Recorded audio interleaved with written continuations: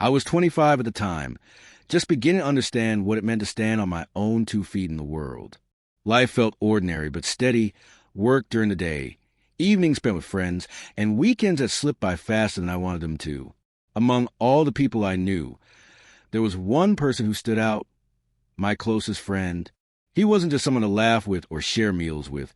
He was the kind of friend who had been there through late-night talks, silly adventures, and moments of silence that needed no explanation. We trusted each other completely, almost like brothers. That's why the news of his sudden arrest hit me, like a stone dropped into calm water. It wasn't some crime you would expect to drag a man into handcuffs. No robbery, no fight, no serious offense. It was just an unpaid traffic challan, an overlooked fine that spiraled into something much bigger. The police had picked him up, and by evening, he was sitting behind the walls of the station. When I first got the call, my heart jumped.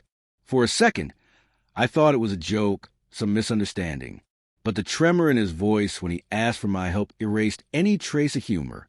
Panic rose in me quickly. My mind raced with questions. Would they keep him overnight? Could such a small thing turn into something ugly? And most importantly, what could I do? Fear came right after panic. But it wasn't fear for myself. It was the kind that coils in your stomach when someone you care about is in trouble and you don't know how to fix it. I kept imagining him sitting there, surrounded by strangers, maybe treated roughly, and it twisted something inside me. Loyalty overpowered every other emotion. There wasn't a choice to make. I had to go. I grabbed my things and left without even thinking about how late it was. The streets outside were buzzing, cars sliding past with headlights cutting into the night.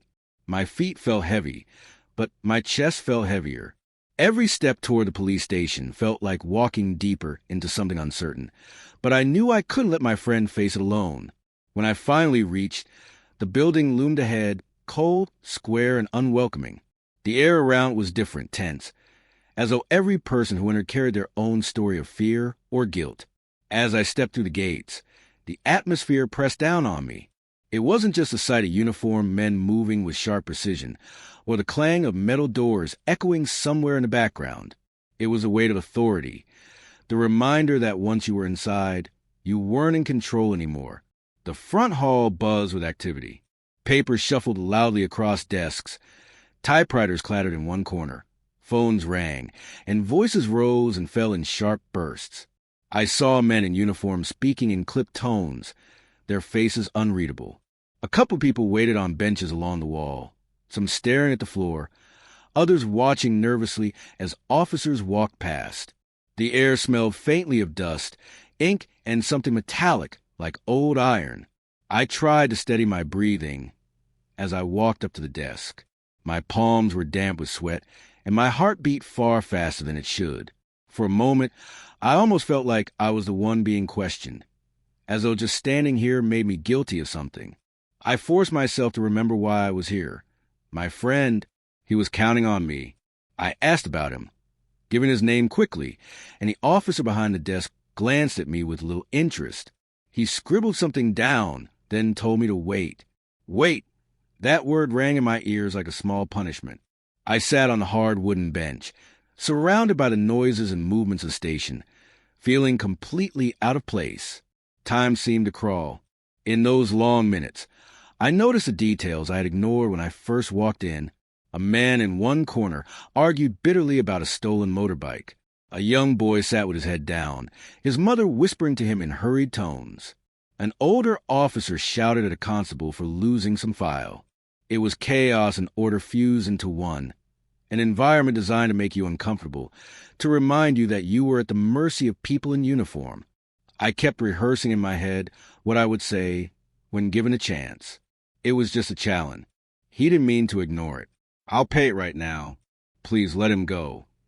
Simple, straightforward, and respectful. That's all I thought it would take. I believed reason would work, that the law would bend toward fairness when the situation was so minor. But deep down, an uneasy thought crawled into me. What if it wasn't that simple? What if there were complications, rules, or, worse, demands I wasn't ready for? I pushed the thought away, telling myself I'd face whatever came. My friend needed me, and that was enough to silence my doubts for the moment. Sitting there in that noisy, tense hall, I straightened my back and tried to look stronger than I felt. No matter what happened next, I promised myself I wouldn't leave without him. The longer I sat there on the bench, the more restless I became. Every tick of the clock on the wall seemed louder than the last.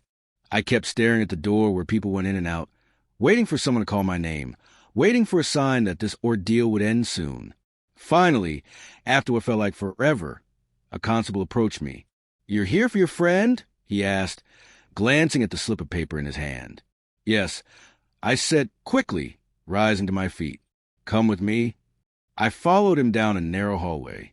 My shoes echoed against the concrete floor, and each step only deepened the knot in my stomach.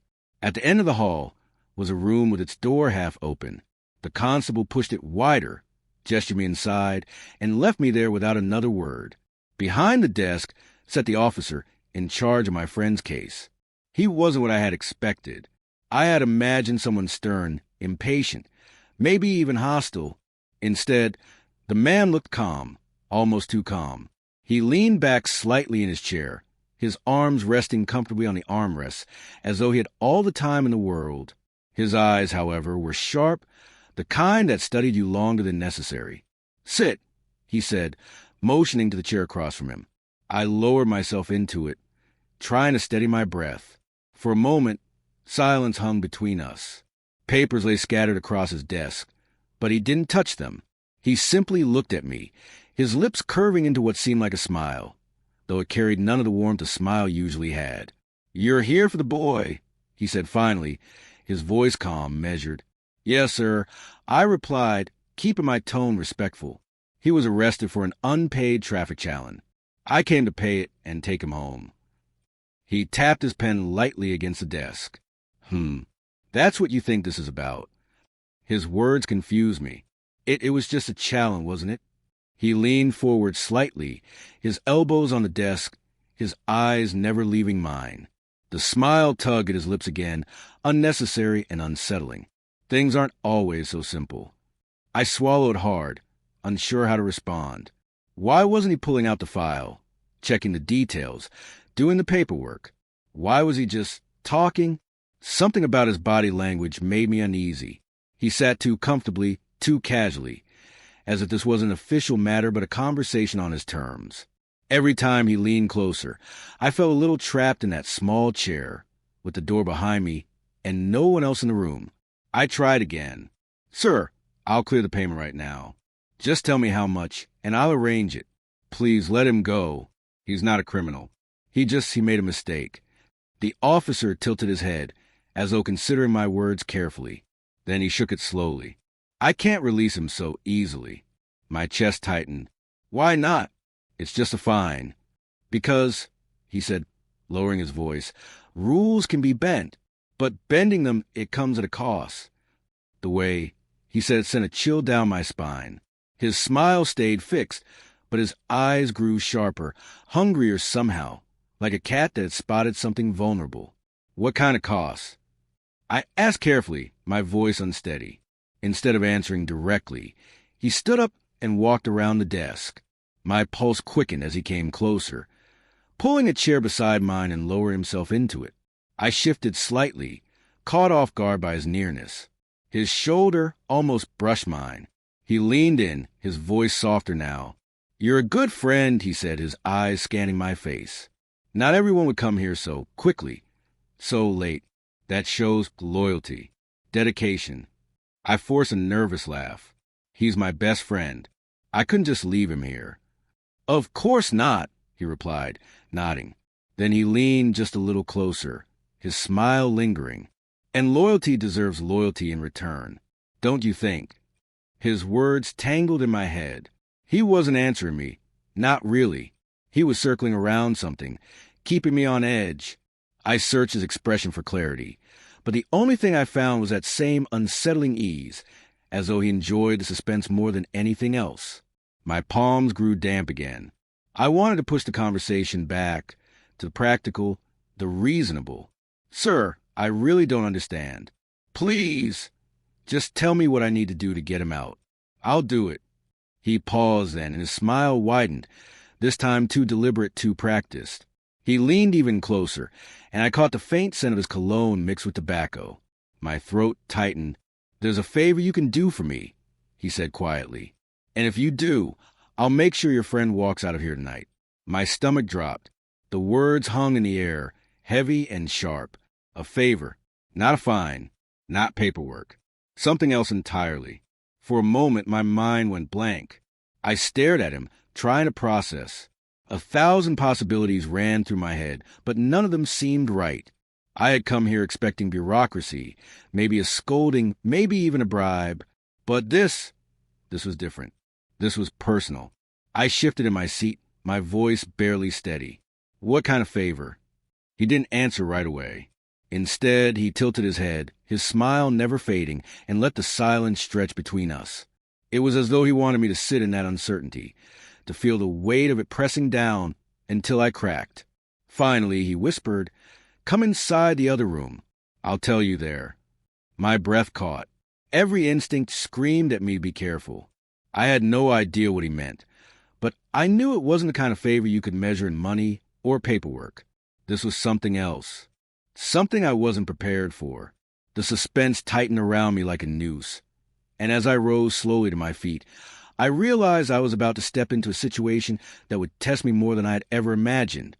The moment he uttered those words, "Come inside the room, I'll tell you," everything inside me shifted.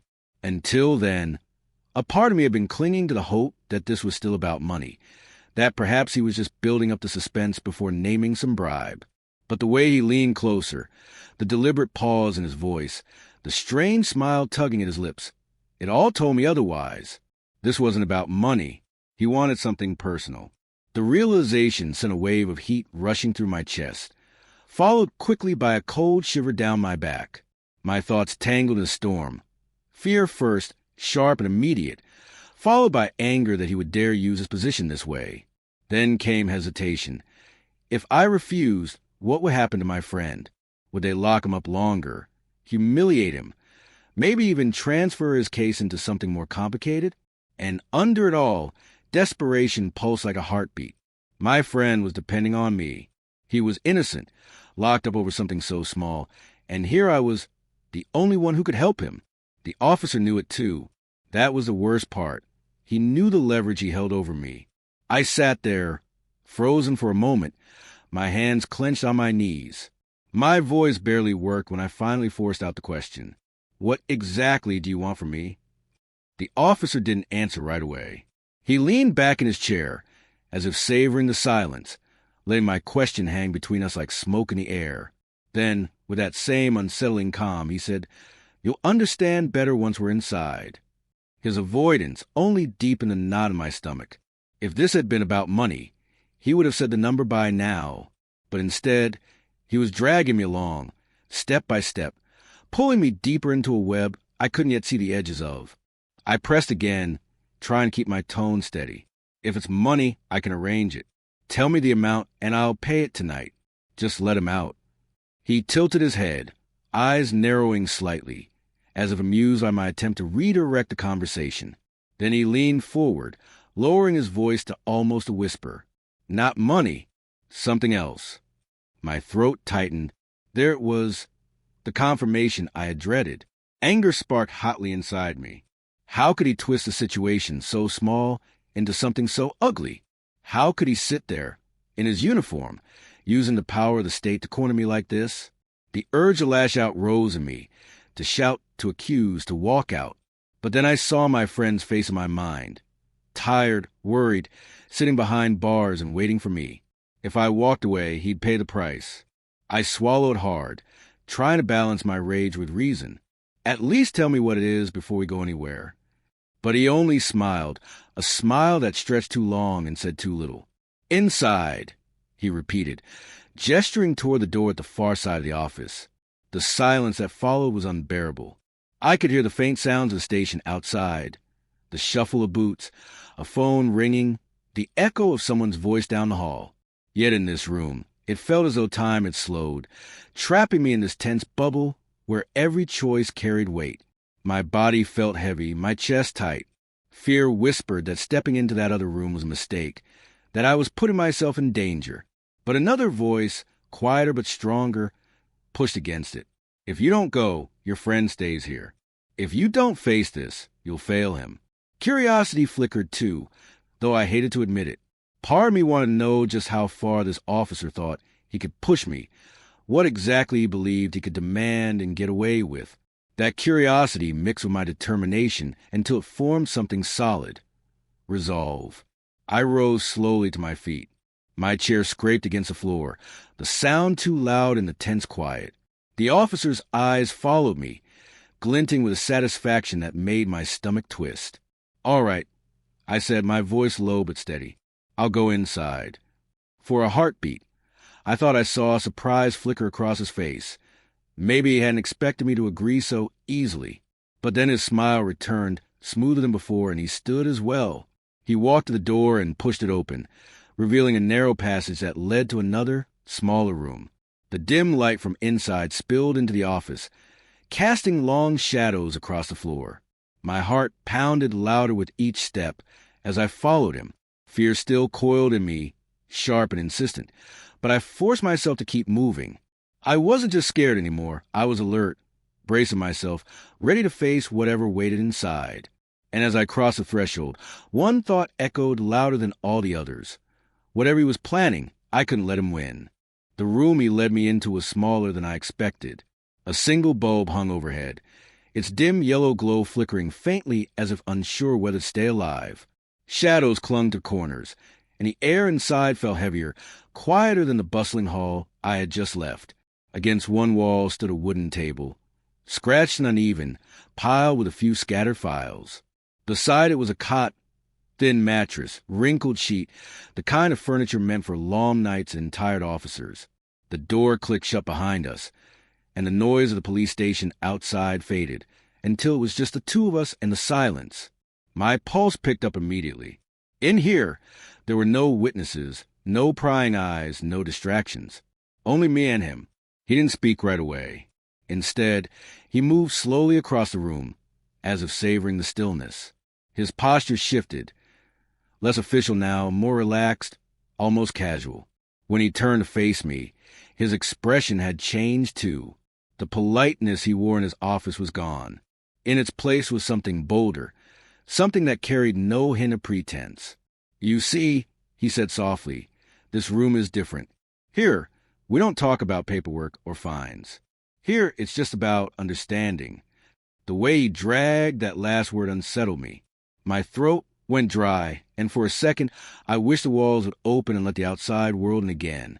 He crossed to the cot and sat down on the edge, leaning back with one hand braced behind him. The other hand patted the space beside him. "Sit," he said, as though it were the most natural thing in the world.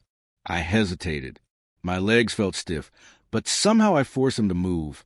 I perched cautiously on the cot, leaving a little space between us, my hands folded tightly in my lap. He watched me with a knowing smile. "Don't be so tense," he murmured. "You're safe here." Safe. The word sounded wrong in his mouth. Nothing about this situation felt safe. Then, without asking, he reached out and placed his hand lightly on my arm. The touch was deliberate, soft at first, just the faintest brush of his fingertips, as though testing whether I would flinch. I froze, every muscle in my body stiff. When I didn't move, his hand grew bolder. He stroked the length of my arm slowly, his thumb pressing into the skin, just enough to let me know he wasn't pretending it was accidental. My heart hammered against my ribs, each beat loud enough that I swore he could hear it. Inside, a war raged. Fear surged first, sharp and immediate, warning me that I was in danger, that this man had cornered me where no one could intervene. Anger flared close behind. Anger at him, at the abuse of power, at myself for walking in here in the first place. But layered beneath those was something else. Calculation. I forced myself to breathe evenly, to keep my expression steady. He was watching me, measuring my reactions, deciding how far he could go. If I lashed out too soon, I risked making things worse, for me and for my friend. If I broke down, he would win. And if I played along just enough, maybe, just maybe, I could turn the situation around. His fingers tightened slightly, pressing into the muscle of my arm. "You're strong," he said quietly, almost admiringly. Not everyone would sit here so calmly. I didn't trust my voice to answer, so I stayed silent. Inside, my thoughts whirled. Should I run? Should I fight? Should I endure this long enough to find a way out? Every option carried a cost, and I couldn't yet decide which one I could afford. The silence stretched between us, broken only by the hum of the bulb above. He leaned a little closer, his face now inches from mine, his hand still heavy on my arm. I could feel his breath, warm and steady, and it made my skin crawl. I clenched my jaw to keep from reacting, to keep my fear from showing. I reminded myself over and over, stay composed. Don't give him what he wants. Not yet. But beneath the calm exterior I forced myself to wear, my mind replayed the stakes again and again. My friend, waiting in a cell, my promise not to leave without him, and this officer who thought he could exploit both of us for his own twisted satisfaction. The pressure on my arm increased slightly as his thumb traced idle circles against my skin. He was testing me, pushing, waiting, gauging. I knew then that every second in this room was a battle of willpower. Not just physical strength, but mental resilience. If I cracked, even for a moment, he would seize it. I drew in a slow breath, steadying myself. What is it you're really trying to get from me? I asked finally, my voice calm despite the storm raging inside. He smiled faintly, not removing his hand. You already know. The word sent another shiver down my spine, but I refused to look away. Instead, I fixed my gaze on him, unblinking, as though I could stare through the mask he wore. Inside, fear and anger still battled. But another feeling had begun to rise, stronger with every second. Determination. Whatever game he was playing, I wouldn't let him win it easily. So I sat there on that narrow cot, my heart racing, his hand pressing against my arm, the shadows of the room closing around us, and I prepared myself for whatever came next. For a long moment, I let him sit there with his hand on my arm, pressing down as if to prove some silent dominance. My heartbeat thundered, but something shifted inside me. Fear hadn't vanished. It still lived in the back of my throat, but I refused to let it rule me anymore. If I panicked now, he'd win. If I kept quiet, he'd only push further. No, the only way out was through, and I needed to be smarter than him. I took a slow breath and forced myself to meet his eyes. You know, I said evenly, it's strange. He arched an eyebrow, his thumb still tracing slow circles on my arm. What is? That a man in your position, I continued, keeping my voice calm and deliberate, would take such a risk. He tilted his head as though amused. Risk? Yes, I said, leaning slightly closer, mimicking the same confidence he had shown earlier. You wear that uniform, you sit in that chair, and you think no one sees what happens in this room. But tell me, what happens if someone finds out? What happens if the wrong person hears that you keep favors hidden in shadows instead of files? The flicker of frown creased his forehead, subtle but real. He withdrew his hand, only slightly, but enough for me to know my words had touched a nerve. I pressed on. You think I'm just some kid here for his friend, but people talk to me. I know people. People who would love to know what their trusted officer does when the door closes. For the first time, his smile wavered. He tried to mask it with a short laugh, shaking his head as if dismissing my words. You're bluffing. Am I? I asked, keeping my tone light but sharp. All it takes is one phone call, one complaint, one whisper in the right ear. Careers collapse faster than reputations rise. The room grew heavier, the silence no longer his weapon but mine. He shifted on the cot, his back a little straighter now. The easy confidence he wore like armor began to crack. Still, he wasn't ready to give up. He leaned forward, his voice lower, more urgent. Don't pretend you're in control here. Your friend is still in my custody. If you want him back, you know what it takes. I smiled then, slowly, deliberately, not out of amusement, but out of defiance. And if I walk out of here right now, if I leave this room and start talking, you'll have more than one boy in custody. You'll have yourself under the spotlight. His jaw tightened. The hand that had been so bold on my arm now rested nervously on his knee, fingers drumming against the fabric. The shift was small, but to me it was victory. I leaned in just enough for my words to cut sharper. You're not the only one who can play with pressure.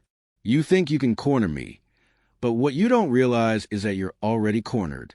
I don't need to shout. I don't need to fight. All I need is to let the right word slip out of my mouth, and everything you built will crumble. The bulb above buzzed faintly, casting unsteady light across his face.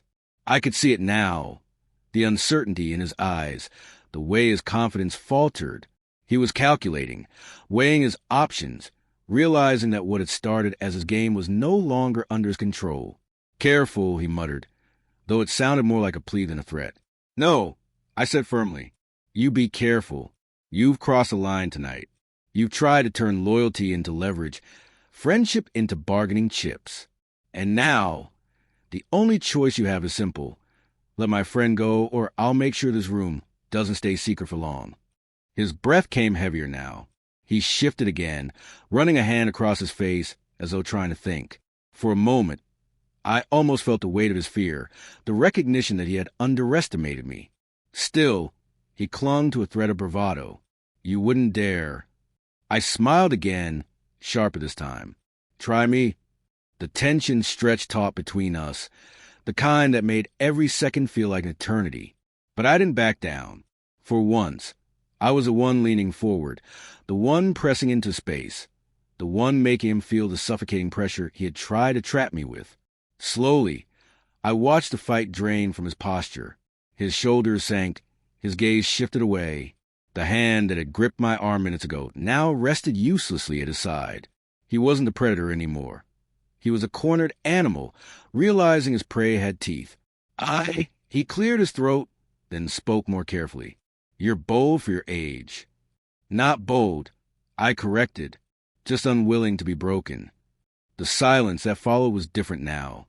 It wasn't oppressive, it was proof. Proof that I had shifted the balance, that I wasn't a scared boy who had walked in here. I was in control, and he knew it. When he finally spoke again, his voice was subdued. I can see what I can do about your friend. I nodded slowly, refusing to let relief show just yet. Do more than see. Do it. He rose from the cot, avoiding my eyes now, and moved toward the door. I stayed seated, my heart still pounding, but steady with new rhythm, one born of victory. For the first time since stepping into the station, I felt taller than my years, stronger than my fear. I had walked into his trap, but I wasn't the one who ended up caught. The moment he stepped toward the door, I knew the balance had shifted completely. His shoulders no longer carried the arrogance of man in charge. They sagged under the weight of his own mistakes. Still, I wasn't ready to relax. Men like him didn't surrender easily. They twisted, they delayed, they tried to claw back whatever power they had left. Wait, he said, turning back toward me. His face was tighter now, his forced calm barely hiding the irritation simmering beneath. You think this is simple? You think you can walk in here, threaten me, and get away with it? I stood slowly, matching his height, refusing to show the tremor of adrenaline racing through me. It's not about what I think, I answered steadily. It's about what you know. You know I'm right. You know you've crossed a line. And you know if I walk out of here and speak, you'll lose more than your uniform. You'll lose everything. His eyes narrowed, scanning my face as if searching for a crack, a weakness he could exploit. But I didn't blink. Your friend broke the law, he said, his voice firmer, clinging to his last excuse. He was arrested for a reason. You think I'll just release him because you demand it? I stepped closer, my words sharp, precise. Don't twist this. He was taken for an unpaid challenge. A fine, nothing more. That's not a crime deserving a night in custody. But what you are doing right now, that is a crime, one far greater than his. The silence that followed was thick, like two blades pressed against each other, waiting to see which would cut first. Finally, he exhaled, shaking his head with a bitter laugh. You've got nerve, I'll give you that. But threats can backfire. What if I decide to keep him locked up? What if I add charges? Then what will you do? My jaw tightened, but I kept my tone cold and clear. Then I make one call. Just one. And by tomorrow, it won't be my friend sitting in a cell. It'll be you. That struck him. I saw it in the twitch of his eye, the stiffness of his jaw. He wasn't invincible, and he knew it. His confidence was now a mask slipping piece by piece. He turned his back, pacing slowly as if buying time. "You don't understand how this works," he muttered. "Young men come in here all the time, begging, pleading. They bend. They always bend. But you," he stopped, glancing over his shoulder at me, frustration burning in his stare. "You don't bend." "No," I said simply. "And I won't. So stop wasting time. Release my friend. Now!" The firmness of my voice made the demand feel final, immovable. Another long pause. His breathing grew heavier. For a second, I thought he might lash out, try to intimidate me with force. But he didn't. Instead, he sighed, the sound heavy, defeated. "Fine," he muttered. "Have it your way." He opened the door and called for another officer. The man outside appeared, surprised by the tension hanging in the air. "Bring the boy from the cell," the officer ordered, his tone clipped. I stood silently, watching him. He avoided my eyes now, busy himself with the papers on the table, shuffling them unnecessarily. The mask of authority he had worn so confidently earlier was gone. All that remained was a man cornered, stripped of his control. Minutes later, my friend walked in. His clothes were wrinkled, his eyes wide with confusion. When he saw me standing there, his expression shifted from fear to relief. "You're free to go," the officer said curtly, waving him toward me. My friend hesitated, looking between us, clearly sensing the unspoken war that had just taken place. "What would happen?" he whispered to me. I put a hand on his shoulder, steadying him. "Nothing you need to worry about. Let's just leave." We turned to walk out, and for one last time, I glanced back at the officer. He sat hunched at the table, his gaze fixed downward. No arrogance, no smirk, no smug authority. Just silence. The night air outside the station felt like freedom itself. My friend inhaled deeply, rubbing his wrists as though shaking off invisible chains. I thought I'd be stuck in there all night," he said quietly. "What did you do?" I managed a small smile. I just reminded him who really has the power. We walked away from that station, the neon lights shrinking behind us, the darkness ahead strangely comforting. My heart still pounded, but it wasn't fear anymore, it was pride. I hadn't just saved my friend. I had faced down a man who thought he could own me with his uniform, and I walked out stronger. For the first time, I felt older than 25. For the first time, I realized courage wasn't about not being afraid. It was about standing tall in spite of fear, about refusing to bend when bending seemed easier. And that night, I didn't bend. I won. The night air felt like freedom itself. As soon as we stepped out of the police station, it was as though a weight slid off my chest. The neon glow of the building behind us seemed smaller, weaker, no longer a cage, but just another corner of the city we were leaving behind. I drew a long breath, the coolness filling my lungs, and for the first time in hours, I felt truly alive. My friend walked beside me in silence for a moment, his steps unsteady, his face pale. Then, without warning, he grabbed my arm. "I don't know what you said to him," he whispered, his voice cracking with emotion. "But you saved me. You saved us both." I turned to look at him. His eyes glistened in the dim streetlight, filled with gratitude and something deeper, trust, unshakable and pure. I squeezed his shoulder and gave a small smile. That's what friends do. We don't run. We don't bend. We stand. We stood there for a moment longer, the two of us alone in the quiet street, bound not just by years of friendship, but by what we had just endured together. He was free, and I was proud, not just of him, but myself, of the courage I had managed to summon when fear threatened to break me. As we walked home, my thoughts lingered on the night's events. I realized something important. It wasn't force or compromise that had saved us. It was courage, and it was intelligence. It was a refusal to be cornered, the belief that power is never absolute when you stand your ground. That officer had tried to bend me, but instead, I had bent the situation back onto him. My friend glanced at me again, shaking his head in disbelief. "I'll never forget this," he said quietly. "Never. Neither would I." From that night on, we carried a silent understanding between us. Loyalty meant everything. And as for the officer, he never dared trouble us again. His shadow no longer lingered over us, because he had learned that not everyone could be broken. The night had ended with freedom, with friendship intact, and with a lesson carved deep into my heart. Sometimes the bravest act is simply refusing to give in, and that was enough for a happy ending.